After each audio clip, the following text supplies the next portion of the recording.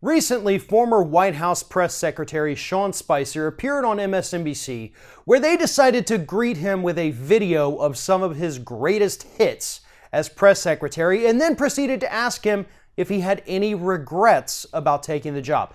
Take a look. I want to these are some of your greatest hits, so to speak, and I want to talk to you about it on the other side and get your take on one or two of these. Take a listen.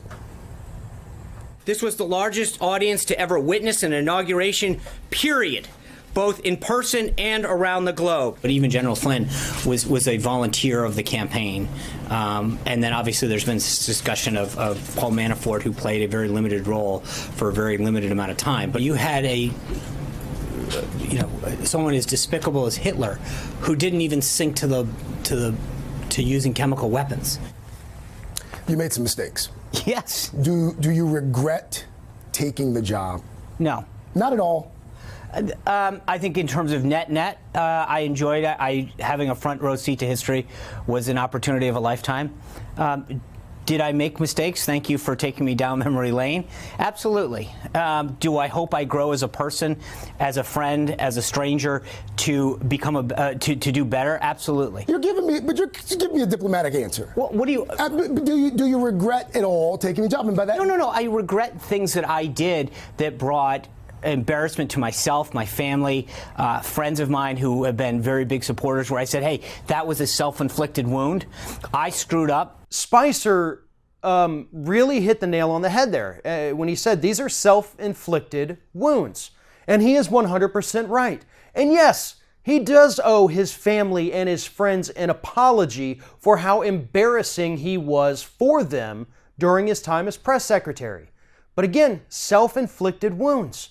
He's the one who made the choice to walk up to that podium and lie to the American public every single day. He's the one who got so irate during press conferences that Saturday Night Live devoted about 8 months to making fun of him. He is the one who did this to himself. And yes, they were self-inflicted wounds, as he correctly pointed out. And he regrets embarrassing his family, his friends, and everyone he's ever known throughout his life, but he doesn't regret taking the job.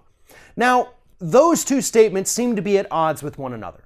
You can't be embarrassed about your behavior, the things you had to say, the things you had to do as press secretary, and also not regret taking the job. Because if you don't regret taking it, then you don't regret the horrible things that you were made to do. You could have said no, you could have done something else, but you went right along with it. That's part of that job. Do you regret shrinking off into the bushes, telling reporters to come over here where there's no cameras to talk to you? You didn't even mention that one, and MSNBC didn't even bother to show that. But that, to me, was probably one of your more embarrassing moments as press secretary. And I hope every member of the Trump administration watches that interview with Sean Spicer, where he does talk about the few regrets that he does have about embarrassing his friends and family. Because Sean Spicer, as of right now, still can't find a job. No media outlet wants to hire him, even though he has applied to damn near all of them. He can't get a full-time gig lecturing. He can't get a full-time gig as an adjunct professor at colleges. He can't find work because he has no credibility, and that includes the application he put in at Fox News that was declined. He has so little credibility that even Fox News was like, I don't think we're going to go that route, but, thank you for your time. Every member of the Trump administration needs to understand that, because Sean Spicer's future is the future for you as well. People like Sarah Huckabee Sanders and Kellyanne Conway. Watch what happens to Sean Spicer, because that exact same thing is going to happen to each and every one of you. If you're thinking about subscribing to our channel, I strongly encourage you to do that. But if you're not thinking about subscribing, I would encourage you to start thinking about it, and then once you're thinking about it, actually go and do it. You can see the subscribe button right there on the screen, or if you're watching on a different platform, go to youtube.com/theringofFire.